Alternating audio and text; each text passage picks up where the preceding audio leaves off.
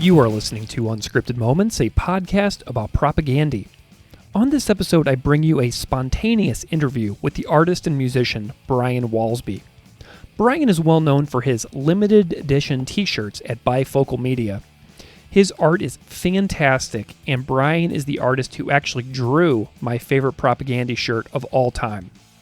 In this episode, we talk about his love of art, his process for drawing a band like Propaganda, the adventures in Zucosis drawing that I bought from him literally today, his favorite tunes by the band, and how Scott Radinsky from Pulley ties into his propaganda journey. Follow Brian on Instagram at Brian Walsby and go check out his website at brianwalsby.net. Thank you so much to my friend Brett at the Rad Dads podcast for helping me connect with Brian. Here we go. Brian Walsby, welcome to Unscripted Moments, a podcast about propaganda. Thank you for having me on. I really appreciate it. Brian, I am so delighted to have you here. For those of the people out there listening who don't know you, do you just kind of want to introduce yourself a little bit and kind of say a little bit about your work? Okay. Well, my name is Brian. I draw. I've drawn since I was a little kid. I also play music occasionally. So I'm one of those creative weirdo people, I guess. I was kind of set on this path at a very early age where music and art seemed to be the only things that I could do that made me feel like a normal human being. Mm-hmm. That's kind of, and I just kind of stuck with it. You know, I've done virtually the same thing since I was 10 years old, which is listen to music and draw while listening to music for the most part. And I've just, you know, I'm an older, I'm probably going to guess I'm going to be an older person than some of the other people that you probably would normally talk to. I'm 57 years old, so I'm definitely not a youngster. And I just kind of stuck with what I was doing and have sort of turned it into a half-assed kind of self-employed kind of art career, which is really awesome when things work out and really terrifying when they don't. Mm-hmm. So I'm just kind of used to living in a state of near panic and fear at every opportunity. And along the way, I've played music in probably 20 bands over the years since 1985. And I kind of came of age during the early to mid 80s punk rock / heavy metal underground. Both of those scenes were kind of similar. You'd had to write letters to people and you know, like most people would say, there was no internet back then or whatever. So if you wanted to find out about stuff, you would just have to write letters, trade tapes, tape trades, and you know, buy fanzines and stuff like that. And I was really immersed in that kind of world, and that got me to relocate to where I've been living for the last 30 plus years in Raleigh, North Carolina. But I grew up in Southern California, so I was there until mid '86. Then I've been here ever since. Amazing. And so I moved out here because I was really into the band Corrosion of Conformity, as they were back then. They were like my favorite band, and they were really nice guys. I came out and visited the summer of 1985. I was in a band called Scared Straight. It was our first tour away from home. Our parents let us go, which seems kind of fucking crazy now looking back. And I ended up here because the tour, we got totally ripped off in Pittsburgh. We toured with this band called Ill Repute. Yeah. And I ended up here and I hung out with the COC guys, and met all their friends. And Raleigh had a really cool little scene back then. And I decided when I came back home to the West Coast that I was going to move out here.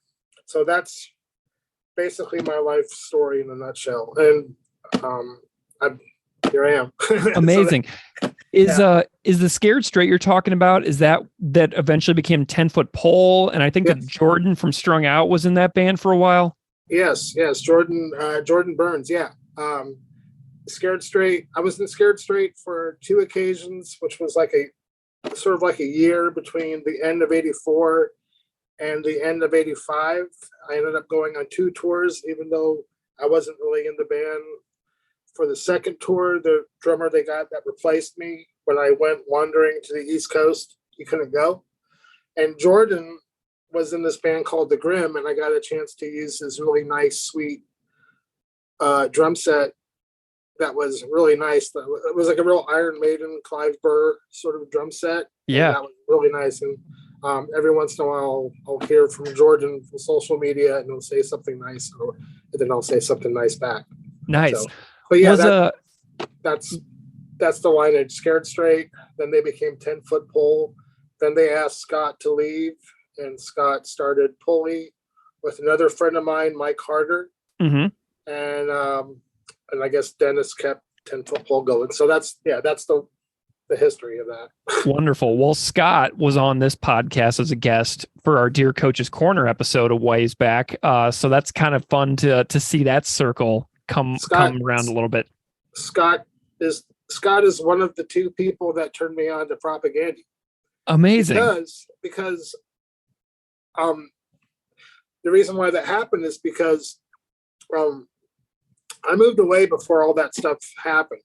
Like all the like NoFX turning into a good band, and like a band that people actually enjoyed. Yeah. And Bad Religion becoming famous, and then all those other bands started. Suddenly they were in this climate where they could go on tour and make money and have, some sort of, I guess a different kind of success. I never heard any of that stuff. I've never heard Strung Out. I've never heard, I couldn't tell you a single NoFX song. I just don't know any of that stuff. I mean, I know it, but I wasn't an active participant. And I remember telling Scott that, because Scott was like, well, yeah, the scene's totally different.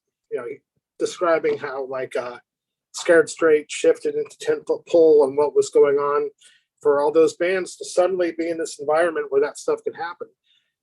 And he said, the only band that you would probably like out of all that stuff is Propaganda. And that's literally what he said. And they played me Night Letters from Supporting Cast. Right? Yeah. And I was like, so within 5 seconds, I'm like, because I'm not saying that stuff is not good or whatever. I just don't think I ever would have ever paid attention to it. And then within a minute, I was like, oh yeah, I like this, because it's kind of metally, but still sort of hard to classify and super tight sounding and intricate. And then the lyrics seemed like they meant something. I'm not a big lyric guy, but if somebody writes good lyrics, I usually can pick up on, oh, this actually means something to them. And they had all that going on. And so Scott basically was the person that said, well, you'll like these guys. And he was right. And he said, these guys are clearly far away the best band to ever come out of the universe that we all came out of, hands down. That's what he said. As an old time metal punk guy that you are, Brian, you'll appreciate it. And he's right. Man. But the thing that's really funny is I would go back, because I went backwards, and all that early, the first Propaganda record. I mean, there was no, I'm not trying to put it down or whatever, but there was just no way I would ever have paid attention to anything like that. Amazing. So I think they just keep getting better. Especially when Todd joined. Yeah. Onward. And the last 3 records they've done, I think, are their best records. I know that some people feel the opposite, but to me, it's just my opinion. But I think they just keep growing, and they put a lot of stuff into their music, and I responded to that. But yeah, the early stuff is not the stuff I would have ever paid any attention to. I occasionally will go back and listen to it and just go nah, this is not for me. Well, I love that you love the newer stuff, though, because for me, those are my favorite records too. I am far more into the later era stuff where they bring in a lot more of the metallic elements that they originally wanted to do in the first place. Because Chris and George grew up playing metal, and I'm sure that that they love Corrosion of Conformity as well. Oh yes, yes. So, I mean, that really makes sense. So, but I am 100% on your side in this argument here about their newest stuff being like the way that they're supposed to be. I don't really understand how people that like punk rock could sort of could generalize all heavy metal as being this one stupid thing when there's like a million different versions of punk rock, and a lot of those aren't any good at all. Like, I mean, like, because heavy metal is like, it's kind of like punk rock. The better forms of it, it's really good rebel music. It's like, which is what punk rock is all about. And like, people that are, I just don't know how you can really be anti-heavy metal like across the board, because like the best heavy metal is easily as good as the best punk rock to me. Yeah. I mean, but I also came of age during kind of an exciting time in heavy metal, underground heavy metal, which was very similar to punk rock. I mean, like Slayer, Voivod, early Metallica, the first couple Trouble records. I mean, those records were, to me, as important as, say, the Sex Pistols album, or early Ramones, or Black Flag Damaged, or the first Adolescence album, or the first Descendants record. It's like, I just thought of it as just being good music. So I don't understand why people have this bias against all heavy metal. Some heavy metal sucks. Yeah. In fact, a lot of it does, but you could easily say the same thing about punk rock. A lot of punk rock fucking blows. Yeah. I think. Sorry for cursing. I don't know if that's allowed. I mean, this is a podcast about propaganda where they have a song called, Fuck the Border and everything like that. So we really have no choice then to be a podcast that has swearing. So don't even worry about it. There'll be a lot of beep, beep. Yeah. I keep thinking about your love of Corrosion of Conformity. I finally got to see Corrosion of Conformity live relatively recently when they were playing with the Melvins and Ministry. But seeing Woody play guitar was one of my favorite musical moments in recent memory. But as you know, Propaganda did that cover of Technocracy, which is really good. Really good. Tell me a little bit about your appreciation of like the different eras of Corrosion of Conformity, because like it ties into what we did on the Sacrifice Propaganda Split 7-inch episode, and I'm just wondering if you wanted to kind of go into some of your favorite ideas about COC. Oh, well, sure. Well, I think the one thing about Corrosion of Conformity back then, like they were like this underground band that came out of Raleigh, and they were like the biggest band out of their little scene. They put out their first record, Eye for an Eye, in 1984, and I just remember buying it and just being floored by it. It's not the world's greatest sounding record, and their first lead singer, Eric, he's not the world's greatest singer, of course.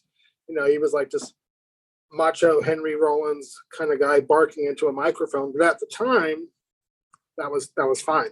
But like musically, Mike, Woody, and Reed, they just had something. They had this nice chemistry, and they kind of sort of combined Black Sabbath and Black Flag at a time where not a lot of people really were doing that. I mean, the Melvins would end up doing that a year later, perhaps. I mean, they were already on their way, and there was a band called Blast that I liked a lot that were kind of doing the same thing, but they kind of modeled themselves a little bit after what Black Flag started, and throw in Black Sabbath. Nobody really. Black Sabbath were obviously a huge influence, but back then, I didn't really know any heavy metal people that liked Black Sabbath. It was like punk rock people that were open-minded that were like, we grew up on Black Sabbath. This, we like this as much as we like the Circle Jerks or whatever. But those guys had a great chemistry, and so right away they got attention back then, and particularly Reed, because Reed was such a great drummer. Like he was like next in line after, say, Bill Stevenson. Like everyone knew Bill Stevenson was a great drummer, and then the next guy that came out of the underground that seemed to gather a lot of attention was Reed. And Reed had this giant red Tama, Clive Burr, another Clive Burr reference for your propaganda interview from Iron Maiden. And he had these giant sticks, and because Chuck Biscuits had giant sticks, and he was a total force of nature. And Mike and Woody they wrote weird riffs, and they were either the best band in the world when they were a three-piece or the worst band in the world. But they were usually the best band. People would come through and they'd open for them, and they would just hand their asses back to them. They were really good. And they've changed throughout the years and whatever. There was actually a period of time where they had this guy Simon Bob Sinister. That was the first time they had like an actual singer, somebody that tried to sing that wasn't like yeah. And the reaction was very mixed because it was new territory, and wasn't quite sure that Bob was a great fit, but that ushered in all this new music that they never recorded.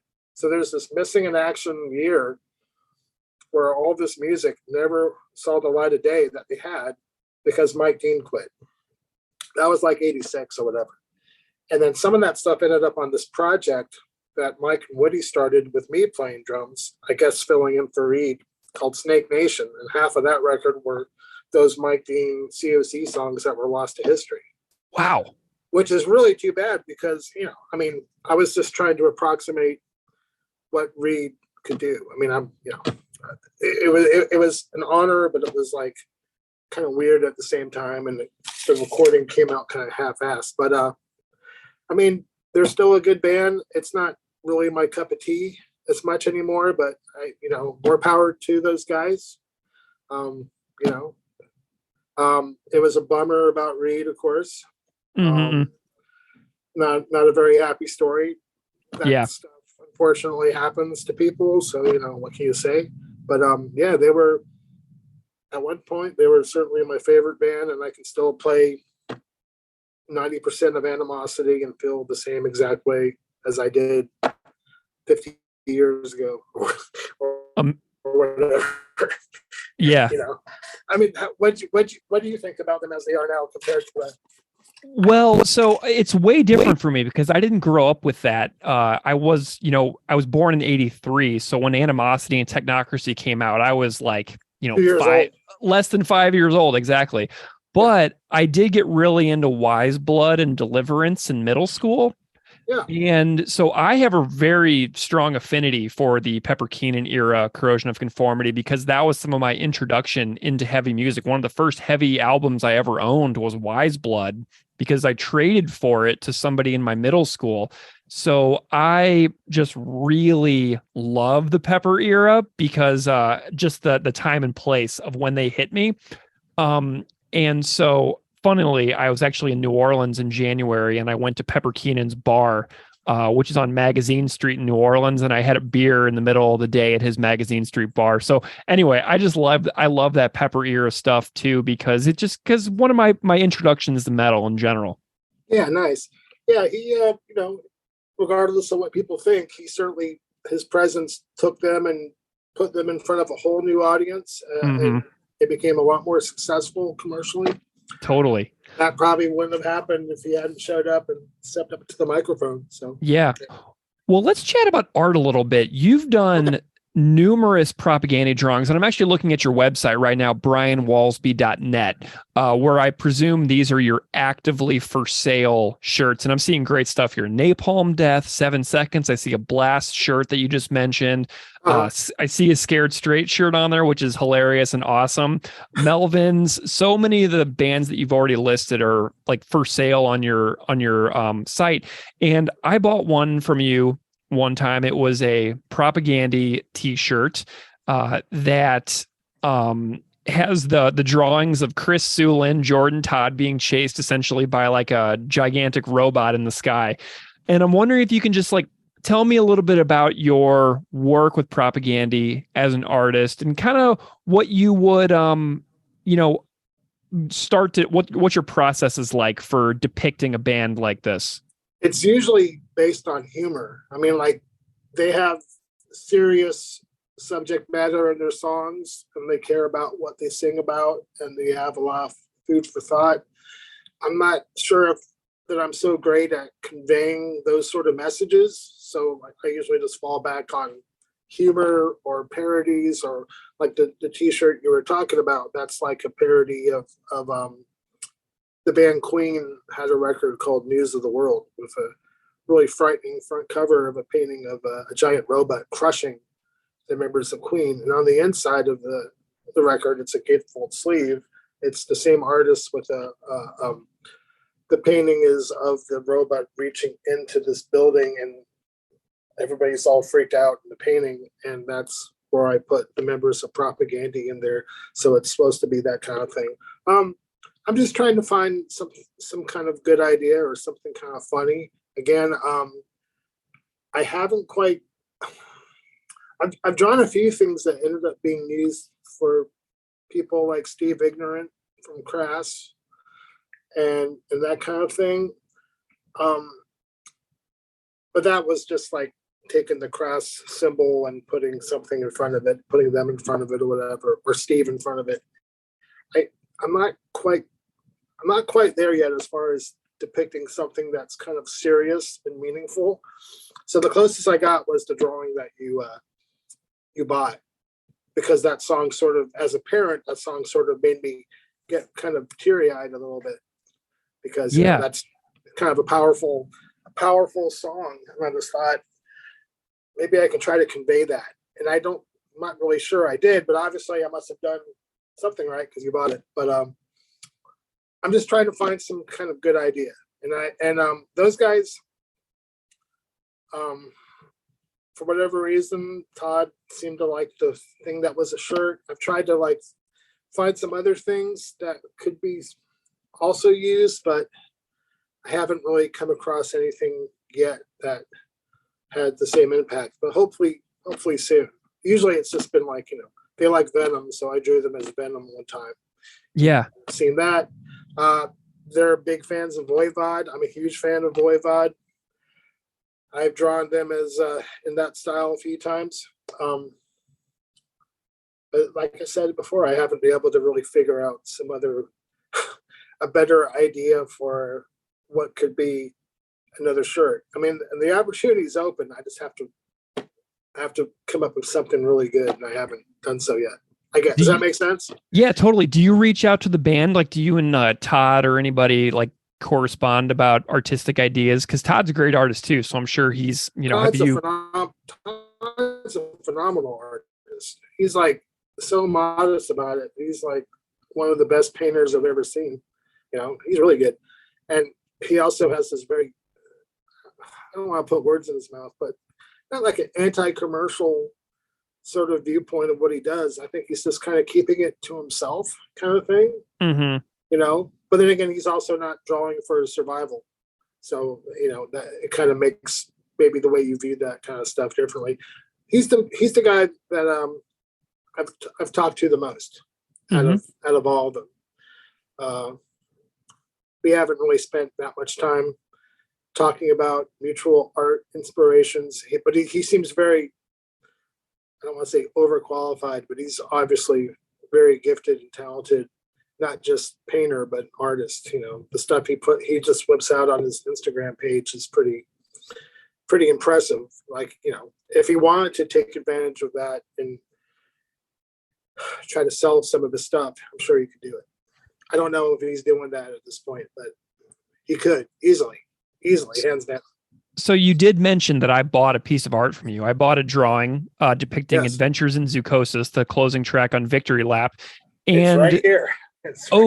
You've already got it packaged up. Awesome. I'm so excited to get my hands on that. I'm wondering if there is what inspiration you may have had for any of the characters in the drawing itself. Are there any particular people that you were trying to depict in the kids and then in the parent? I drew like the girl. There's a girl in there. I guess Chris has two boys. Yeah, I think he wrote the song, so obviously he's writing it from the viewpoint of being a parent to two boys. I guess. I think I just might have put a girl in there because I have a daughter. No other real reason. I didn't really think about it too much. It doesn't really. The way they look doesn't really mean anything. I guess I was just trying to make a serious kind of drawing, I suppose. So that's pretty much it. Again, that song really stood out for whatever reason, probably because of the whole parent thing, and then the whole being resigned to your fate as a human being. Yeah. What's going to inevitably happen to you, being a parent or not, being worried about what's going to happen to your children, but knowing that you have really, you don't really control the world or anything. Did you, so I'm looking at another one of your drawings that you did with Killing Technocracy written at the top. Tell me a little bit about this drawing.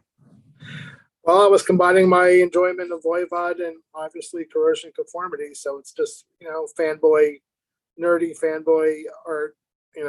I think that was another thing I was kind of hoping somebody would go, man, that has to be a great t-shirt or whatever. I don't know. It's probably just sort of some good-natured pandering to those guys to see if it worked out.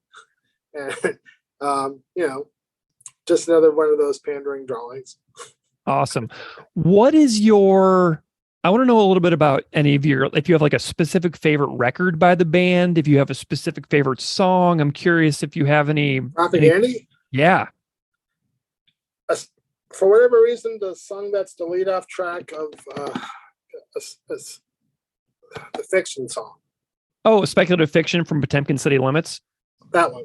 Yeah. For whatever reason, that song just really does it for me every time. I don't know why. Just the combination of the music, it's kind of metally sounding, the very dramatic lyrical content of the world being thrust into this horrible situation, the end of the world scenario in Canada. Mm-hmm. And just something about the music and lyrics really match up really well. So that one, for whatever reason,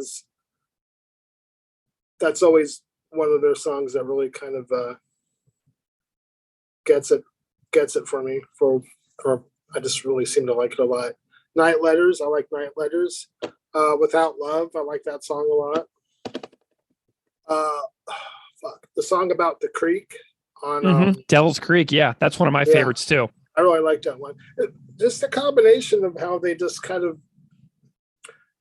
utilize these other influences and have this very seamless kind of way of interpreting the heavy metal sort of influences that they have with their punk rock kind of influences. And the fact that their punk rock influences obviously don't seem to come from what they were associated with at first. Does that make sense? I think those guys are like a tiny bit younger than me, maybe 1 or 2 years younger than me, something like that, or 3 or 4 years, I don't know.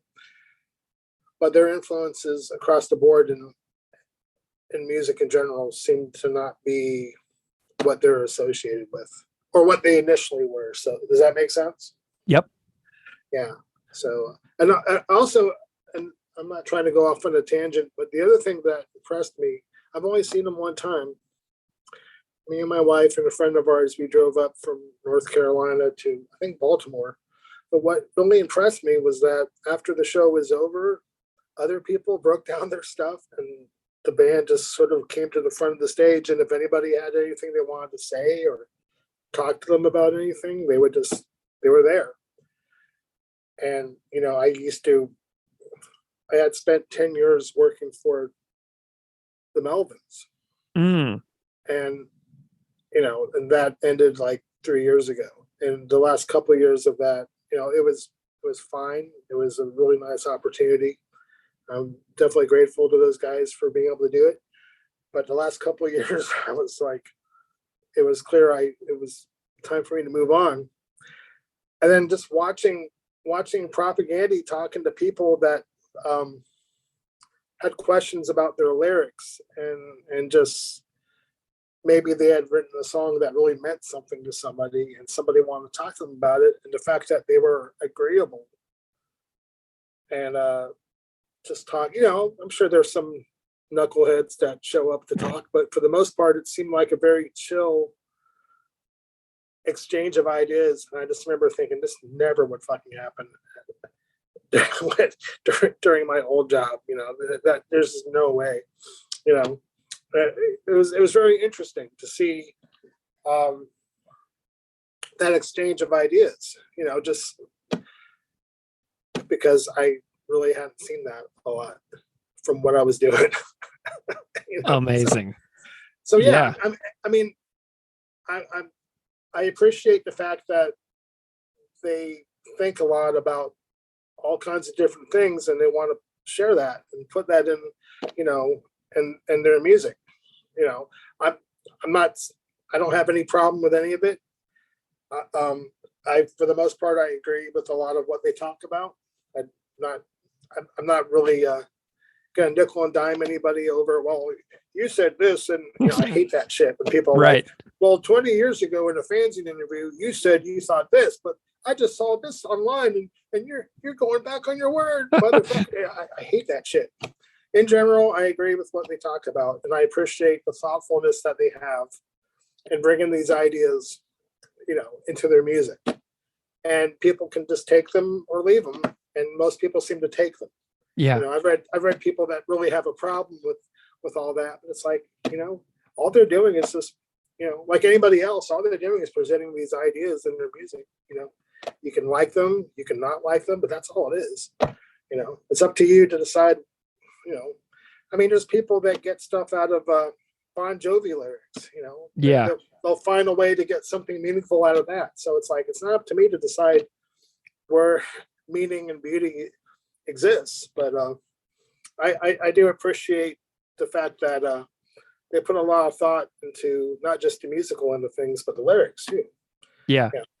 Well, I love that you're also into the ones that talk about the personal, emotional aspects, because Propaganda has so many songs where, back in the old days, especially, they would bash people over the head with a really complicated array of ideas. But the songs that to me are some of my favorites are when they dive into the family aspect and the very personal aspect. Like Devil's Creek is one of the most intimate things you can do, to talk about your favorite place that you used to go to feel safe and adventurous when you were a young child. Incredible. Yeah. Like the song Without Love, watching a beloved pet and a grandparent pass away. So incredible. Adventures in Zoocosis, about being a parent, like kind of scared for the future of your own children. Yeah.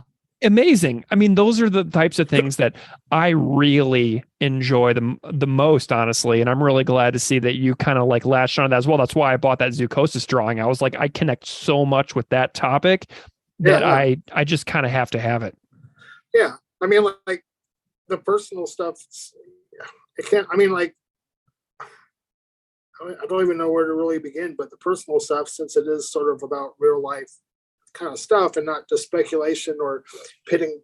I'm not saying this is what Propaganda does, but so much like, especially these days with social media and stuff, it's like, like everybody has an opinion about something. You're expected to have, with culture today, you're expected to react to things the second it happens.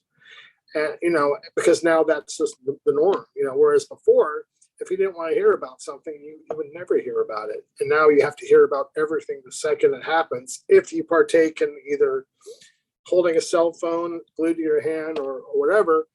And that just seems to bring out the worst in people, so like, even if I agree with a lot of the things that, and I do, I'm more of a left leaning sort of person, I still am kind of hesitant to really brush stroke these people and that people. And if you think this, then you're not this. And, I'm just too old for that kind of divide and conquer sort of nonsense. And now I'm getting to the point where it's like, now I can see, the ageism stuff, like, okay, boomer and all that kind of stuff. And it's like, well, I can't apologize for being old. Right.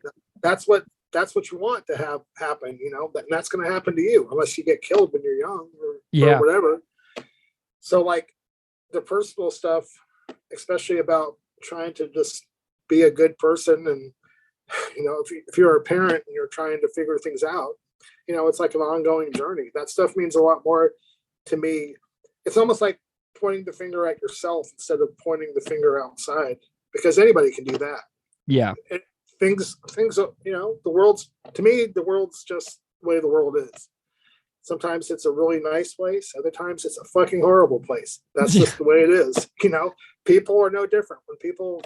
When you hear people say stuff like, I can't believe it's the year 2023 and people still think like this. And it's like, do you really, is that honestly what you really think?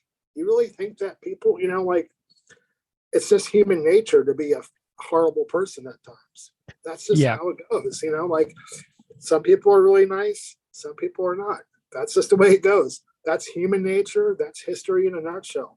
So I'm more about the personal aspects of things than a bunch of finger pointing and, or if you say anything and then you get stuff back in your face like, okay, white male or whatever. It's like, Well, and the band is really good about that too. Like within their lyrics, like they're really great about pointing the mirror back at themselves. I say this on the show often that one of the greatest lines that they've ever put out to me is, I'll call you on your shit, you call me on mine.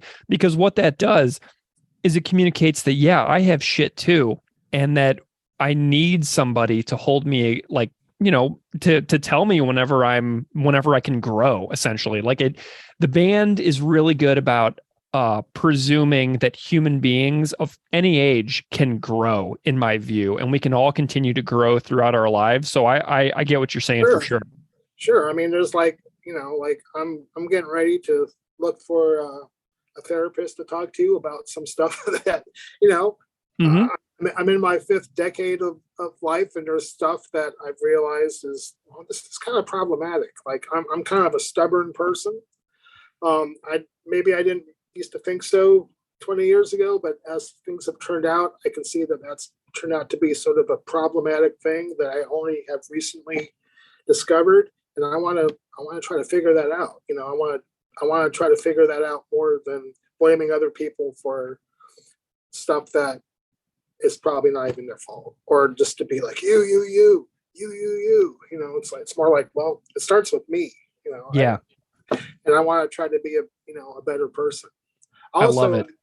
Another important thing that people need to do, especially now, is they need to kind of like, when things aren't going good, they need to just allow themselves to give themselves a break. We're all just human beings. We're not destined or built to be perfect.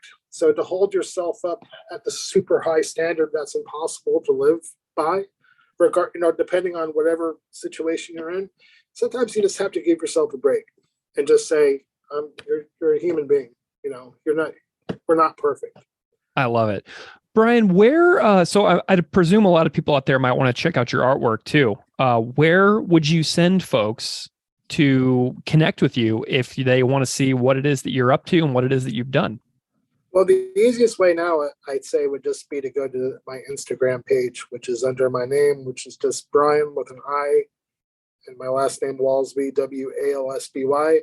I have a Facebook page. I have it set up so that anybody that wants to see any of that stuff can, without being my quote unquote friend. So that's there too. The website that you brought up is pretty outdated, and eventually I'm going to figure out a new website and figure out some new tricks so that more people could, if they're interested in anything I do or the books I've done or want some freelance art, they can reach out to me.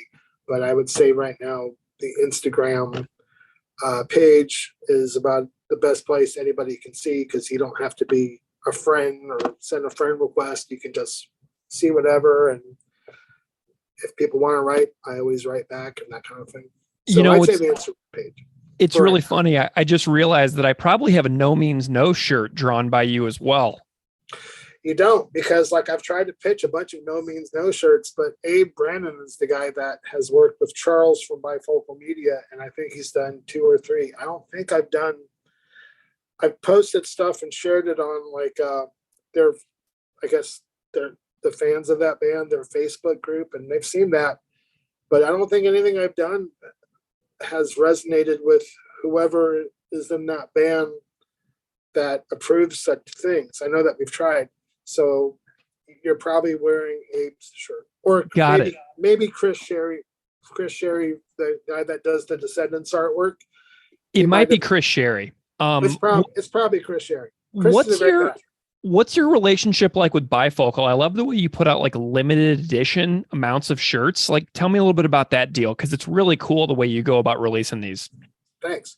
Well, Bifocal Media is the brainchild of this friend of mine named Charles Cardello. And I've worked with Charles. I've been friends with him for like 15 years now. And Bifocal Media used to be like his record label.